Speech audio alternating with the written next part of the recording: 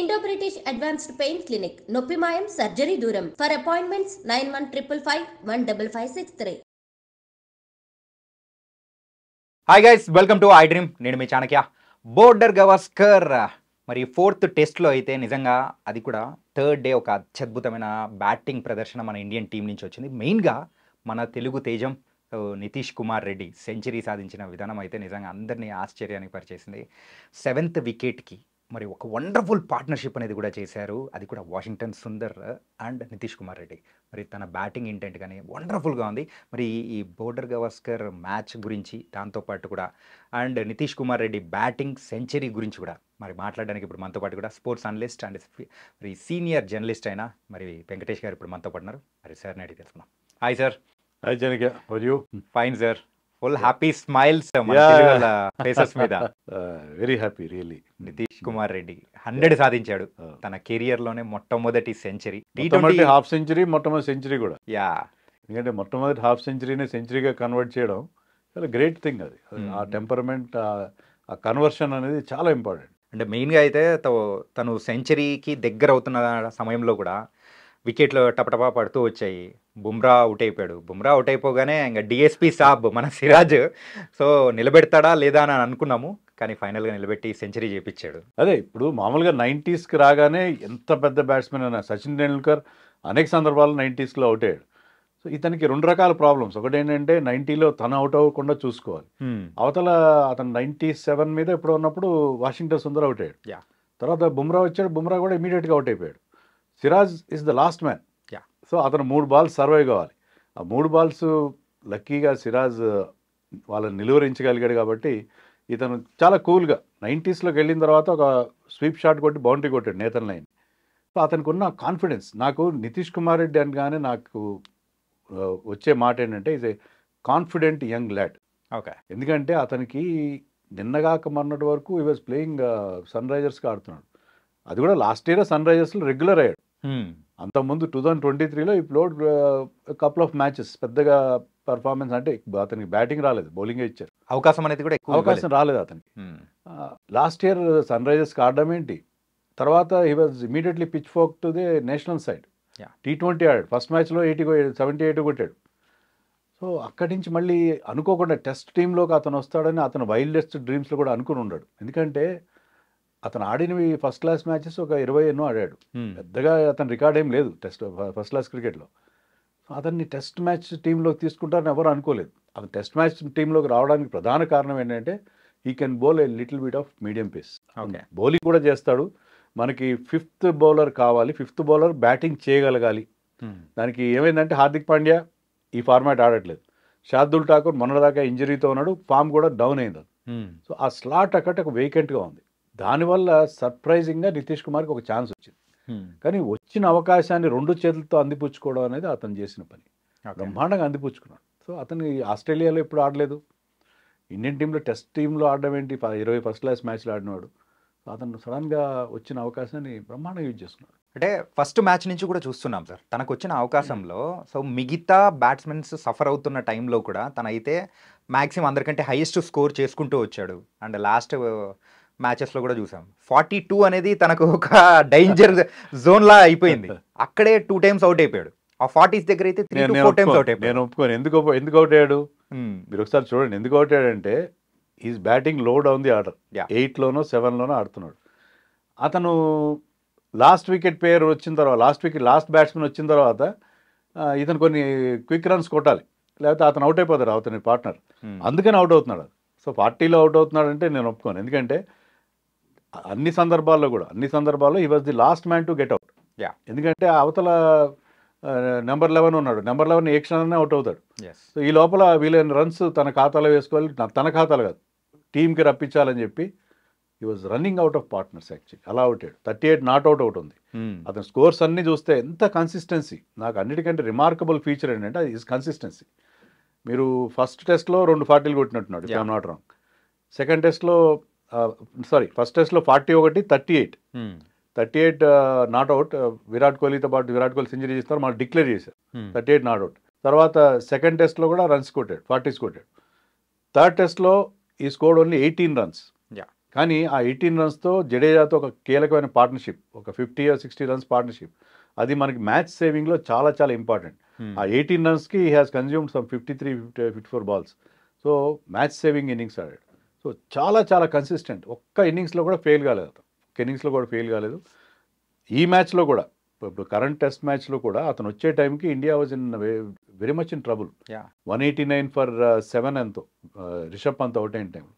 ఆ టైంలో వచ్చి అంత ప్రెషర్ సిచ్యుయేషన్లో చాలా కూల్గా అతను ఆడిన తీరు ఎక్సెప్షనల్. బౌన్సర్లు, వాళ్ళ ఎస్ఆర్హెచ్ కెప్టెన్ ప్యాట్ కమిన్స్ అతని మీద బౌన్సర్లు వేశాడు. ఏ మాత్రం తగ్గలేదు అతను కూడా, ఎందుకంటే మన ఎస్ఆర్హెచ్ కుర్రాడులే అని అనుకోలేదు.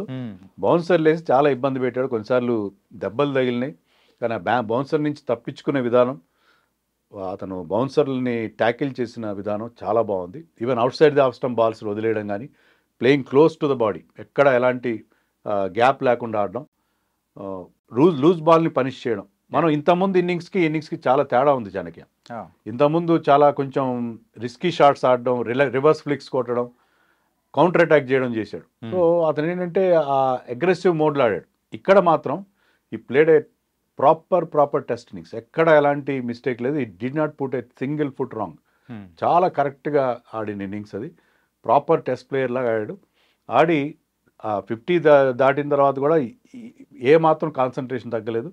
100 వచ్చిన తర్వాత కూడా అదే ధోరణిలో. సో ఆ temperament, 21-year-old boy playing first test series, 4వ టెస్ట్ మాత్రమే అతనికి, అండ్ ప్లేయింగ్ అనే బిగ్ స్టేజ్, అక్కడ 80,000-90,000 మంది క్రౌడ్. ఆస్ట్రేలియాలో ఆ గ్రౌండ్లో మనం నడిచెళ్తుంటేనే మనకు భయం వేస్తుంటుంది.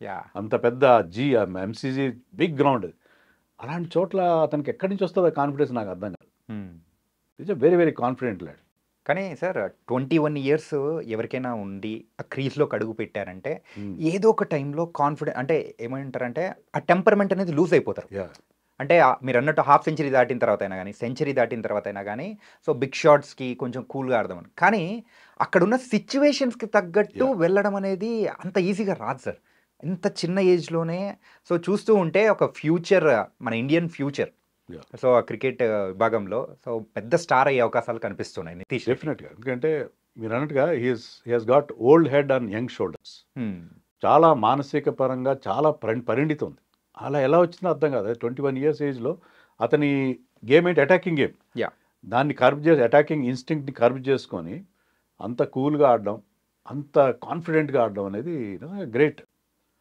అతను ఏంటంటే ఇంకా తన బౌలింగ్ కూడా ఇంప్రూవ్ చేసుకోవాలి. ఓకే, ఇప్పుడు సంజయ్ మాంజ్రేకర్ లాంటి వాళ్ళు అతను డ్రాప్ చేస్తే బాగుంటుంది అని చెప్పి ఎందుకన్నారు, బౌలింగ్లో అంత ఎఫెక్టివ్గా లేడు అతను.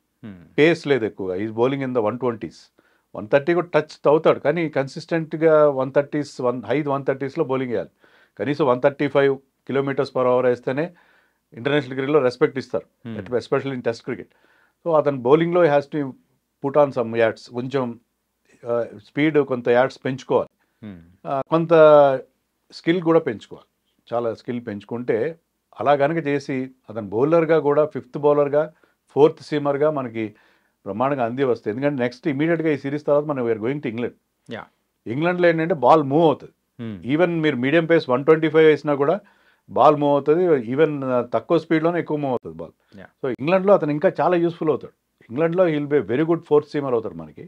సో ఏంటంటే అతను ఇదే కంటిన్యూ చేయాలి. ఇదే కంటిన్యూ చేస్తే he will be an asset for team India. మనకి హార్దిక్ పాండ్యా ఒకప్పుడు ఉన్నప్పుడు, నిన్న మొదటిదాకా శార్దుల్ ఠాకూర్ ఉన్నాడు. ఆ రోల్ని ఇతను పర్ఫెక్ట్గా ఫిల్ చేయగలడు. ఈవెన్ మనం WTC ఫైనల్ ఆడాల్సి వస్తే కూడా ఇంగ్లాండ్లో ఆడతాము. అక్కడ కూడా ఇతను he will be our 4th seamer and very good number 7 or number 6. అతను యాక్చువల్గా ప్రమోషన్ కూడా ఇవ్వాలి. అతను ఆడుతున్న తీరులో you should bat ahead of Jadeja అని నాకు అనిపిస్తుంది. ఓకే, అండ్ వాళ్ళ తండ్రి సో ముత్యాల రెడ్డి గారు అయితే సో మెయిన్గా ఆ స్టేడియంలో ప్రత్యేకంగా ఆ సెంచరీ కోసమే వచ్చి చూస్తున్నారా అనిపించి, ఆ తర్వాత ఆనందం కానీ, సో సెంచరీకి దగ్గర పడుతున్న టైంలో ఆయన పడిన టెన్షన్ కానీ, అంటే మనకు కూడా ఆ టైప్ ఆఫ్ టెన్షన్ అనేదే ఉంది. ఆయన ద్వారా మనం కూడా అక్కడ ఉన్నామే అనిపించేలా చేసింది అనమాట. It was an emotional moment. ముత్యాల రెడ్డిగా కాదు, చూస్తున్న వాళ్ళందరూ కూడా. ఎందుకంటే మనలో ఎవరికైనా నితీష్ కుమార్ రెడ్డి బ్యాక్గ్రౌండ్ తెలిస్తే నిజంగా కళ్ళ నుంచి 2 కన్నీటి చుక్కలు కూడా రాలుతాయి. ఎందుకంటే నితీష్ కుమార్ రెడ్డి ఫాదర్ ముత్యాల రెడ్డి, ఆయన గవర్నమెంట్ ఉద్యోగం, మంచి సెక్యూర్ గవర్నమెంట్ ఉద్యోగాన్ని వదిలేసుకుని కొడుకు కోసం దాన్ని త్యాగం చేసి అతను కొడుకు భవిష్యత్తు వైజాగ్ వచ్చి సెటిల్ అయ్యి, వైజాగ్లో అయితే అతనికి మంచి కోచింగ్ వస్తుంది, వైజాగ్ తీసుకొచ్చి వైజాగ్లో ఆడి. నితీష్ కుమార్ ఒక ఇంటర్వ్యూలో చెప్పాడు ఏంటంటే, నేను మొదట్లో కొంచెం ఫన్ కోసం ఆడేవాడిని క్రికెట్, అంటే అప్పుడు చిన్న ఏజ్లో ఎలా ఆడతారు, ఏదో సరదాగా ఆడుకునేవాడిని. కానీ ఒకసారి మా ఫాదర్ చూశాను, ఈ ఆర్థిక ఇబ్బందుల వల్ల కళ్ళ నీళ్ళు పెట్టుకోవడం చూశాను, ఏడవడం చూశాను. అప్పుడు నాకు అర్థమైంది, ఈ క్రికెట్ నేను మామూలుగా సరదాగా ఆడడం కాదు, నేను దీన్ని ఒక కెరియర్గా మలుచుకోవాలి, నేను ఇండియాకి అంటే ఒక స్థాయికి వెళ్ళాలి అని అతను డెసిషన్ తీసుకుని అతను కష్టపడకుండా ఇలా రాదు. ఎందుకంటే ఇండియాలో ఒక సీమ్ బౌలింగ్ ఆల్రౌండర్ కావాలంటే you have to put off lot of work. మీరు ఫిజికల్గా ఫిట్నెస్ కానీ అన్నీ చాలా ఇంప్రూవ్ చేస్తారు, ఇంజరీస్ లేకుండా చూసుకోవాలి. ఎందుకంటే ఇండియాలో మనకి ఎందుకు స్పిన్ బౌలింగ్ ఆల్రౌండర్స్ వస్తారు, ఫాస్ట్ బౌలింగ్ ఆల్రౌండర్స్ రారు. ఎందుకంటే దానివల్ల మీరు ఇండియన్ పిచెస్ మీద మీరు చాలా వేగంగా బౌలింగ్ చేయాలి, ఇంజరీస్ అవుతాయి. దానివల్ల బ్యాటింగ్ బాగా వచ్చినా మీరు సగం రోజులు టీం బయట ఉంటారు. సో అందుకని మన ఇండియాలో రారు. మీకు మీడియం పేస్ వేస్తే బౌలర్ రన్స్ ఇచ్చేస్తారు. సో అందుకని ఆ ఫిట్నెస్ అతను మెయింటైన్ చేసుకుని చాలా శ్రద్ధగా వచ్చాడు. విరాట్ కోహ్లీతో ఒకప్పుడు సెల్ఫీలు తీసుకున్నాడు. ఇప్పుడు విరాట్ కోహ్లీకి పక్కన నిలబడి విరాట్ కోహ్లీ ద్వారా తన మెయిడెన్ టెస్ట్ క్యాప్ కూడా అందుకున్నాడు. అది కూడా అతను చెప్పాడు, విరాట్ కోహ్లీ నుంచి అందుకోవడం. విరాట్ కోహ్లీ చిన్నప్పటి నుంచి కోహ్లీ ఫ్యాన్గా పెరిగాను నేనని చెప్పి. విరాట్ కోహ్లీ ఆ క్యాప్ ఇచ్చేటప్పుడు ఏం చెప్పాడంటే, నేను నిన్ను దగ్గర నుంచి చూశాను, నువ్వు ప్రాక్టీస్ చేసే విధానం, ట్రైనింగ్ చేసే విధానం చూశాను, నువ్వు ఈ స్థాయికి వచ్చావంటే అదే కారణం. సో చాలా హార్డ్ వర్క్ చేస్తాడు అతను. సో ఏమాత్రం మామూలుగా ఏంటంటే ఇండియాకి ఆడుతుంటే మీకు బౌలర్ని కంఫర్ట్స్ ఉంటాయి, బౌలర్ని డైవర్షన్స్ ఉంటాయి. కానీ అతను ఏంటంటే ఇప్పటికీ ఆట మీద ఫోకస్ విరాట్ కోహ్లీ అదే మాట చెప్పాడు క్యాప్ హ్యాండ్ ఓవర్ చేస్తూ, నువ్వు ఈ స్థాయికి వచ్చావంటే నీ ట్రైనింగు నీ ఫోకస్ చూసిన తర్వాత నాకు అర్థమైంది రావడానికి కారణం ఏంటో అని చెప్పి. సో అది అతనికి ఉన్న hard work. So hard work చేస్తాడు, అతనికి గేమ్ మీద ఆ ఫోకస్ ఉందనేది మనకి క్లియర్గా అర్థం. అండ్ ఇంకొక విషయం కూడా చెప్పుకోవాలి సార్, మన సహచరులు, మనం పనిచేసిన కో కామెంటేటర్స్ వాళ్ళందరూ, సో మ్యాచ్ జరుగుతున్న సందర్భంలో కూడా సో నితీష్ రెడ్డి బ్యాటింగ్ స్టైల్ని కూడా కంప్లీట్గా విరాట్ కోహ్లీ దాంతో కూడా కంపారిజన్ చేస్తూ ఆ స్ట్రైట్ డ్రైవ్ ఆడడం కానీ, సో కొన్ని కవర్ డ్రైవ్స్ విషయంలో కూడా సేమ్ ఆ టైప్ చేశారు. సో ఫ్యూచర్ కోహ్లీని మన ఈ రెడ్డిలో చూసుకునే అవకాశం ఏమన్నా ఉంటుందంటారా? నేనైతే ఇప్పుడే అంటే too early to say that. చాలా బాగా ఆడుతున్నాడు, చాలా మంచి టాలెంట్ ఉన్న ప్లేయర్. కానీ మరో విరాట్ కోహ్లీ అవుతాడనేది మనకి కాలమే సమాధానం ఫ్యూచర్ చెప్పాలి. ఇప్పుడే too early to say that. కానీ అతనుకున్న టెంపర్మెంట్ మెయిన్గా, ఇప్పుడు టెక్నిక్ చాలా మందికి ఉంటుంది, కానీ టెక్నిక్తో పాటు టెంపర్మెంట్ ఉంది, ఆ బిగ్ మ్యాచ్ ఆడే ఒక ధైర్యం ఉంది, తెగువ ఉంది. కాబట్టి హీ విల్ గో ప్లేసెస్. ఖచ్చితంగా అతను ఒక మంచి స్టార్గా ఆల్రెడీ ఈ రోజు ఇన్నింగ్స్తోనే ఒక స్టార్ అయిపోయాడు. ఇప్పుడు Nitish Kumar Reddy has become a brand now. So అది ఇప్పుడు ఈ సక్సెస్ నుంచి చాలా ట్రాపింగ్స్ ఉంటాయి.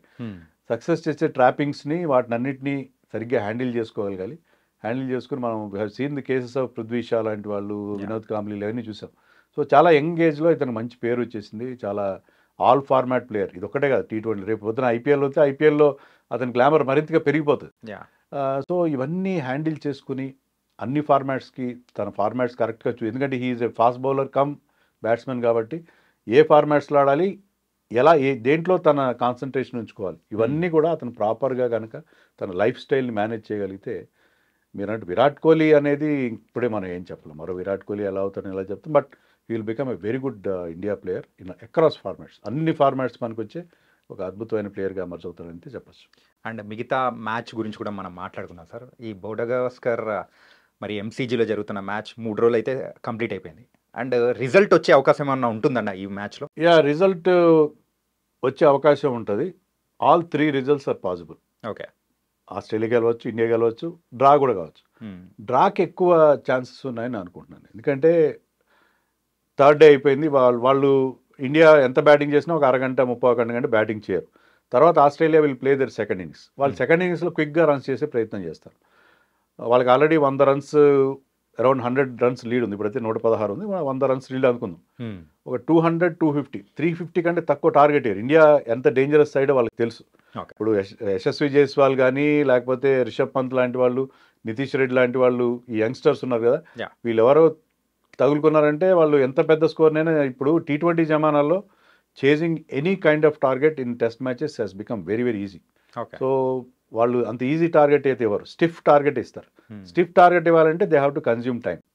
So in all probability 4th day last 1 hour ఇండియాకి బ్యాటింగ్ ఇస్తారు. సో లాస్ట్ 1 అవర్ సర్వే కావాలి Indian team. And 5th day మొత్తం సర్వే కావాలి. వెదర్ కూడా అక్కడ కొంచెం ఫికిల్ వెదర్ ఉంది, లైట్ ప్రాబ్లం ఉంది. మెల్బోర్న్లో ఏమని చెప్తారంటే మీకు ఆల్ 4 సీజన్స్ ఒకేసారి వస్తాయి, ఒకే రోజు వస్తాయి. బాగా ఎండగాస్తుంది, వర్షం పడుతుంది, చలి, అన్ని రకాలు ఉంటుంది అక్కడ.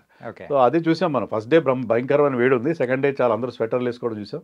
సో అక్కడ ఈరోజు వర్షం వర్షం పడింది కాస్త. ఇలాంటి సిచ్యుయేషన్లో వెదర్ నుంచి కూడా ప్రాబ్లం అవుతుంది. సో ఇవన్నీ చూస్తే ఏంటంటే డ్రా చేసుకోవడానికి ఇండియా ఎక్కువ అవకాశం ఉంది. ఇంకొక ఇండియా గెలవడానికి అవకాశం ఏంటంటే ఇండియా కనుక 100 runs లీడ్ ఉన్న తర్వాత వాళ్ళని 200కి బుమ్రా లాంటి వాళ్ళు మంచి పెళ్ళేసి అవుట్ చేస్తే 300 is our target, we can go for the target. అదొకటి. లేదు మన బ్యాటింగ్ ఇలాగే ఆడితే, మన సీనియర్లు ఇలాగే ఆడుతూ పోతే, రిషబ్ పంత్ అలాంటి విచిత్రమైన షాట్లు ఆడుతూ పోతే మనం 1 డే బ్యాటింగ్ చేయడం అంత ఈజీ ఏం కాదు ఇప్పుడున్న బ్యాటింగ్ లైనప్ ఉన్న ఫామ్ చూస్తే. సో ఇవన్నీ ఫ్యాక్టర్స్ చూస్తే all 3 results possible, but drag ఎక్కువ అవకాశాలు ఉన్నాయేమో నాకు అనిపిస్తుంది అట్ దిస్ స్టేజ్. కానీ మీరు అన్నట్టే సిచ్యువేషన్స్ చూస్తూ ఉంటే డ్రా వైపే వెళ్ళేలా ఉంది. క్లైమేట్ కూడా ఒక కీ రోల్ ప్లే చేసే అవకాశాలు కూడా ఉన్నాయనిపిస్తుంది. So thank you so much sir.